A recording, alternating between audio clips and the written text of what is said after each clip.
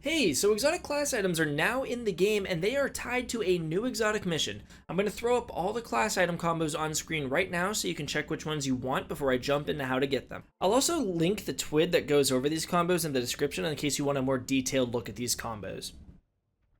Firstly, you will have to have completed Overthrow in all three main areas of the Pale Heart to even start unlocking this. If you've been playing since launch, you most likely already have this done, but for newer players that are looking at this immediately after completing their campaign or something, you're going to need to complete Overthrow in all three areas before you're even eligible to start this first step. But once your account has completed all the overthrows at least once, you must redo each overthrow.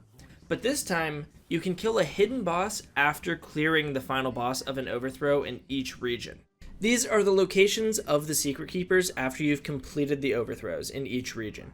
After killing all three of Savathun's Secret Keepers, you're going to meet up in the Refraction. Now here you're going to go to Savathun's altar, and once you get to her altar, you're going to hear her laugh, and you are going to have to enter the open field area and clear mobs. Now, eventually, once you kill enough of the Dread, a Subjugator will spawn, and you'll need to melt it. You don't have to full kill it, get it about to half HP, and it'll drop an orb for you. You're going to have to do this twice. Each time a Subjugator drops an orb, bring it back to Savathun's statue, and you're going to dunk it into one of two plates. One is dark, one is light. Once both of these balls are deposited, the exotic mission will finally be available for you to play.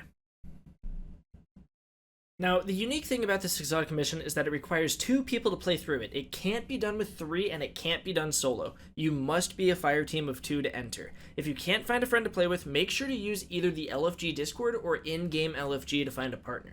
You only have to complete this once for you to be able to farm out these exotic class items in the Pale Heart.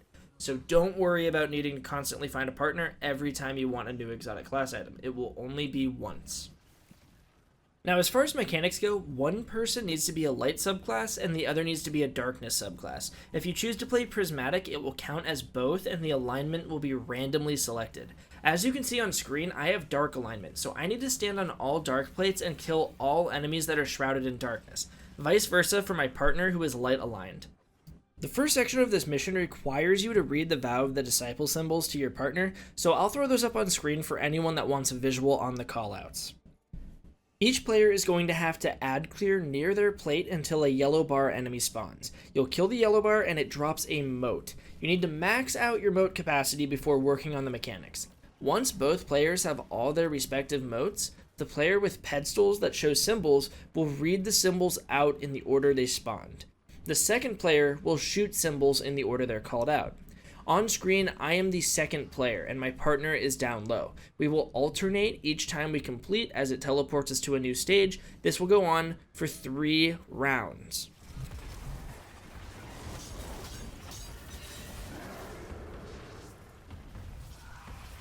In this scenario, the order they spawned from my point of view is right to left. I'm going to reorient myself so that it's left to right, but the order that they spawned is Drink, Black Heart, and Pyramid. I convey this to my friend, and he shoots the crystals in that order.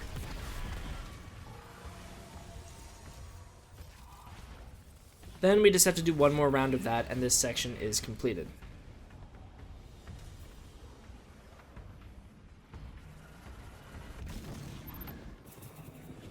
Next is just a jumping section, but that is self-explanatory.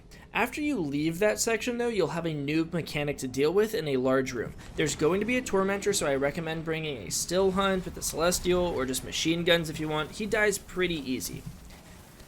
The new mechanic involves a circle with 9 points surrounding it.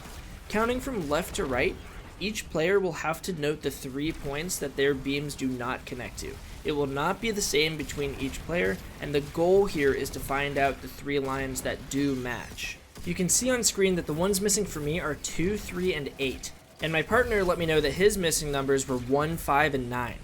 That means that our matching numbers are 4, 6, and 7.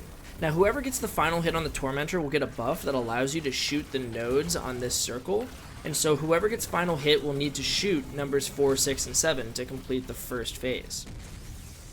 I have buff, so I shoot 4, 6, and 7. That's 1 round of 3 done. You rinse and repeat for the next 2 rounds, and then you move on. It's important to note that the Tormentor is tied to the husks, so once you kill all the husks, the Tormentor should spawn. You don't have to really clear the Taken and the Dread on the left and right of the room. Only really the Husks need to die here if you're worried about speed. After that section, you have another long jumping section, and then you're in the boss room. I highly recommend putting on Microcosm here, as the boss consists of 2 subjugators, and if you don't know, Microcosm does a ton of damage to subjugators. Something about them always having a shield on, which gives them their damage resistance. Well, it turns out Microcosm cooks that.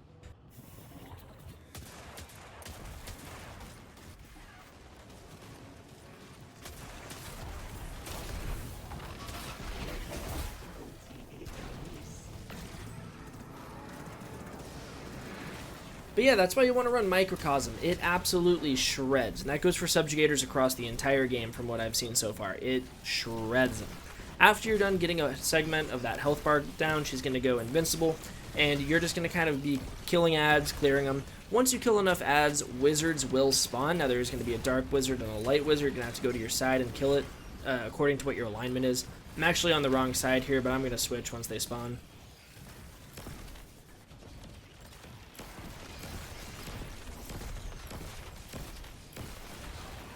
After killing your wizards, light side is going to read the symbols above the head, dark side will not see it, so light side is going to read out the symbols, and dark side is going to have to shoot the crystals. You're going to read it from top to bottom and shoot it in that order.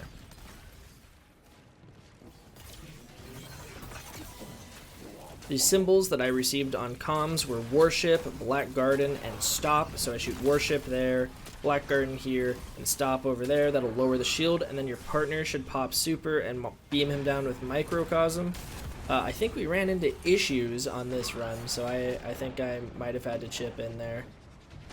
So, pops his Nova Bomb, and then I'm not even going to shoot the wizard. It's just going to be Microcosm and nothing else.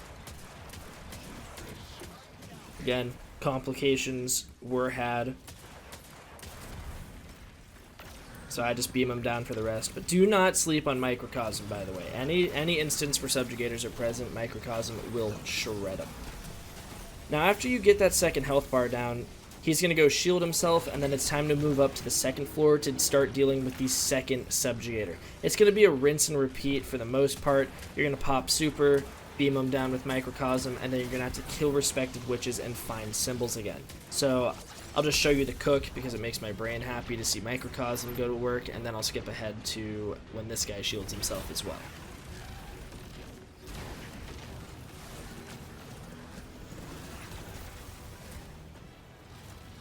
We just got done killing our respective wizards, now it's my turn to read the symbols, so I called out Earth, Worship, Love. My partner's going to shoot those crystals to lower the shield, rinse and repeat. He's going to pop Super, beam him down with Microcosm. I will say though, there are a lot of ads here and they continuously spawn, so if you are not constantly culling the herd, it will grow to an overwhelming and staggering amount. So you want to just keep in mind to keep somebody constantly ad clearing, or you will be overrun. It's manageable, you have plenty of time by this point in the run, but again, not something you should just ignore and focus entirely on the boss and only that.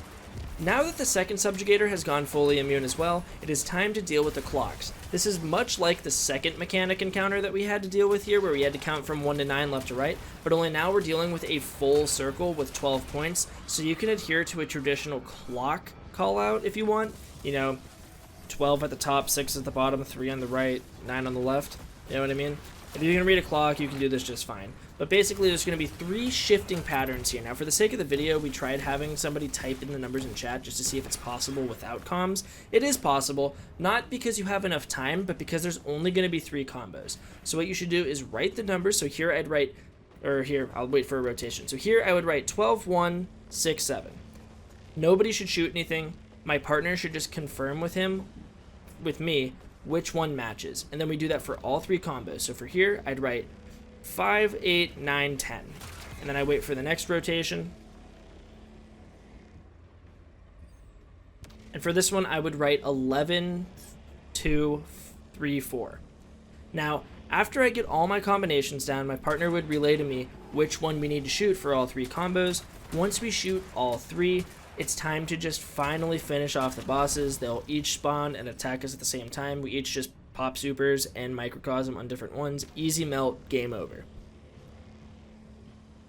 It also doesn't need to be this complicated as long as you guys are using voice chat. Like here, I would just say what I have. Like for this instance, I would just say 12, 1, 6, 7, and then he would say the one that matches and we shoot. It's as simple as that. This is just for people that don't want to use their voice, because I've seen a lot of the Destiny community complain that they don't want to use voice chat and communicate with other players, which I don't think is a healthy mindset to go into this with. But, you know, if you want to go about it that way, it is still very much possible. So don't worry if you either don't have a mic or don't want to use it. It is still possible for you to complete this. It just takes a few extra steps and a little bit more patience. But you can still use text chat to get it done, regardless of if you have a keyboard or not, because it is not time-based. Keep in mind, it is not time-based. There is only going to be 3 combos. Unless you screw it up, then you're going to get another 3 different sets of combos. But just get your combos listed, shoot the corresponding numbers after you've agreed upon them, and then you're good to go. No communication required in voice chat.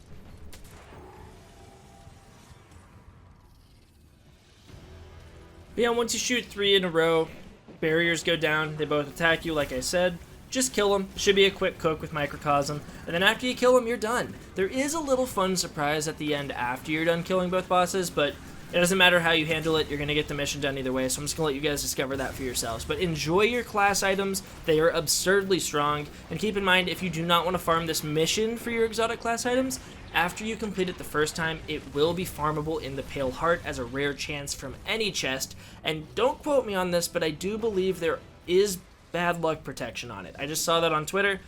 No facts to back that up. It's just what I saw on Twitter. So take that with a grain of salt. But I believe there is bad luck protection. Go have fun. Thank you for watching the video. Leave a like if you liked it. And, you know, maybe sub. See you guys later. Enjoy your weekends.